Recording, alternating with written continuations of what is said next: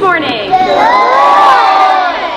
I'm so happy to be here. Before we start talking about healthy choices and healthy relationship building, I will take all questions at the end, I promise. There will be a time where I can answer as many questions as you all have. But to begin with, I do want to introduce myself. So my name is Katie Rose.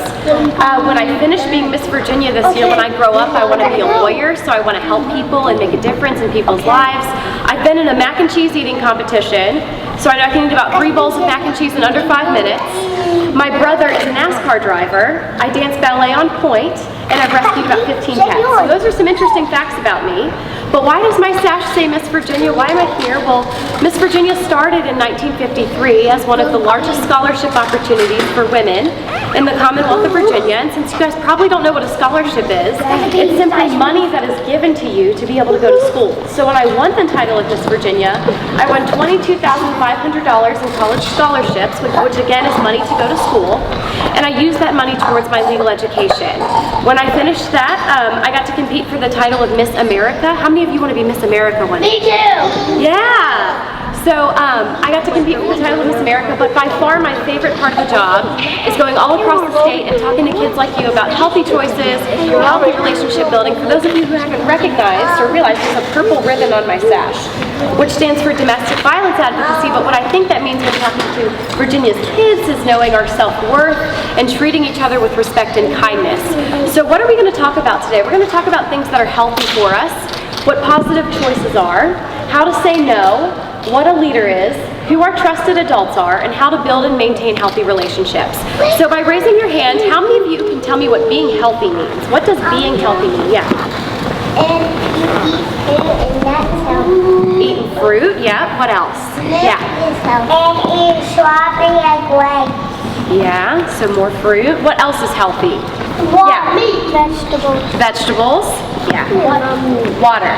So when I think about being healthy, I think about eating fruits and vegetables, drinking water, and playing outside. How many of you love recess? I do. Yeah, so recess was my personal favorite subject in school. But the reason recess is so important is because you get a break from your curriculum, you get to hang out with your friends, and you get that exercise and vitamin D and sunlight, which is very, very important. So can anybody tell me, what are some unhealthy choices? I know.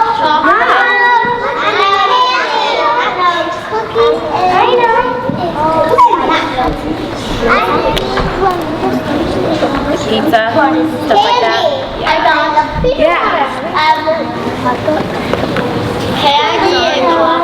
Yeah, so everything in moderation is okay, but some things that are unhealthy for us are like eating too many sweets, watching too much TV, and not learning how to say no to unhealthy choices. We're going to talk about that again in a second. But before we do that, I want to talk about positive choices, because saying no is one of the most positive choices that we can make. And when I think about making a positive choice, I think about being a good listener, being a good classmate, being a good friend, and learning how to say no. So when we talk about setting goals, I have a friend who is a firefighter, but he just didn't snap his fingers and wake up one day and say, I want to be a firefighter today. He had to work very, very hard to achieve that goal. He had to exercise, he had to eat right, he had to be disciplined, and he had to learn how to say no.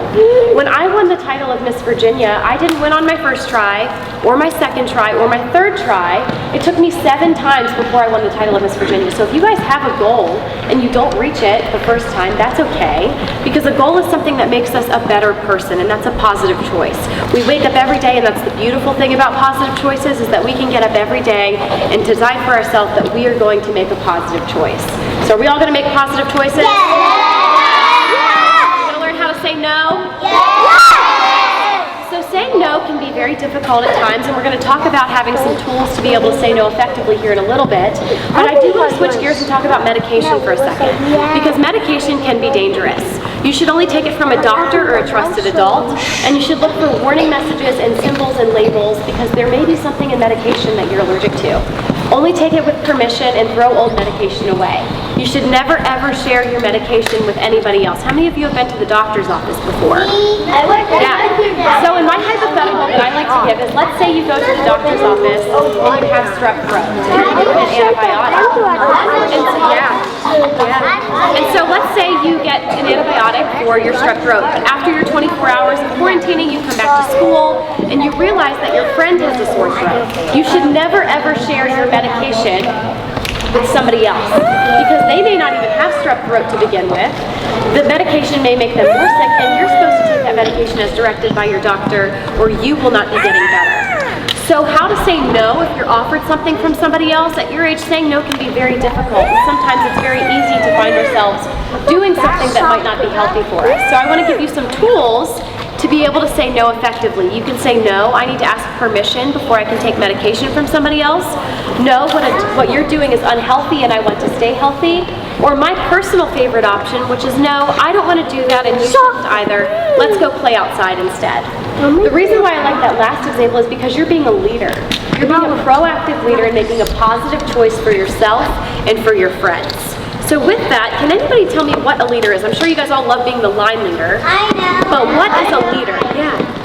A leader is you can line people up and they follow the leader. Yeah. And the leader goes. Yeah, so leading the line? Yeah. A leader is a boss. Is a boss? Yeah, what else is a leader? Yeah.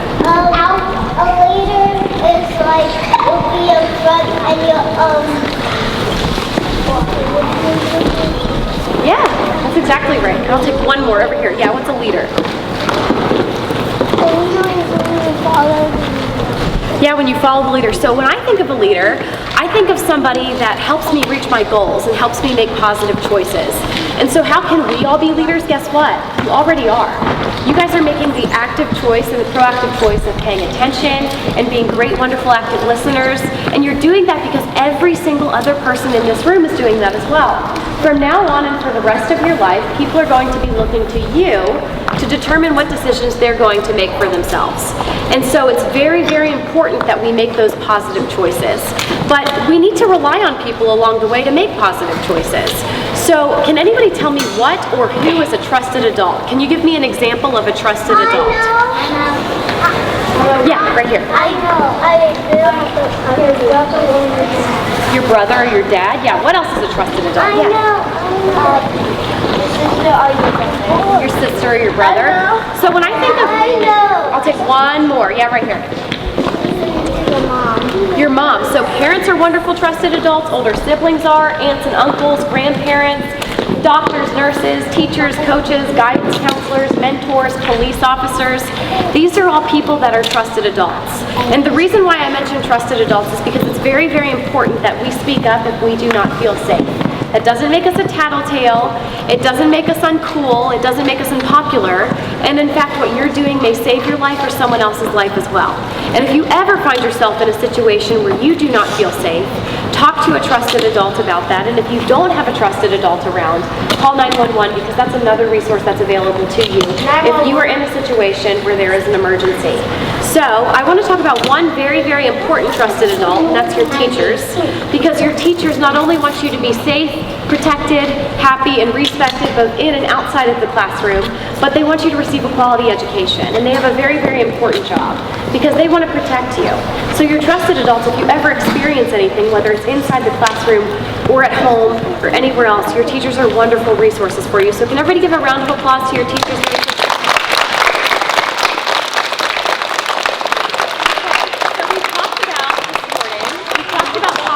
We've talked about healthy choices, we've talked about how to say no and goal setting, and now I want to switch gears and talk to you a little bit about healthy relationships because, again, as my platform is domestic violence, but with younger people, I think it's important that we instill in our youth the importance of knowing our self-worth and how to treat each other with respect and kindness. So if you think of relationships that you may have, you have relationships with your siblings and with your parents and your teachers and your coaches.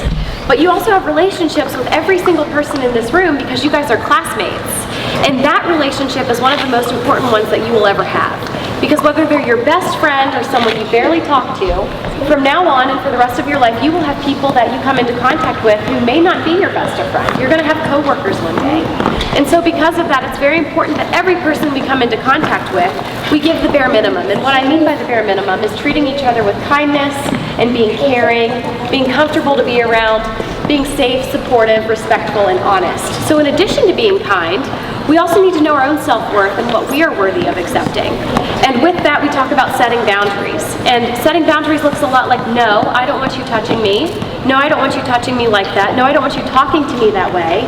No, I don't want you calling me that name. Please, treat me with respect. These are things that are very, very important. And with that, I talk about my two favorite words, communication and consent. So we all know what communication is. I'm talking to you right now, communicating a message to you about the importance of relationship building and healthy relationships. But how many of you know what consent means? Not a lot of you. So I need one volunteer to come to the front with me. I know. Yeah. I know. You right here. I know. Yeah. Me too. I know. Oh God, Okay, so we're going to help everybody in your class demonstrate what consent means, okay? So it's okay if you don't know what it means, but I need you to do me a favor. I'm going to ask you a question, and I need you to answer with your words. Can you do that? Yeah. Okay, can I have a high five? All right, give me a high. All right, everybody give him a round of applause.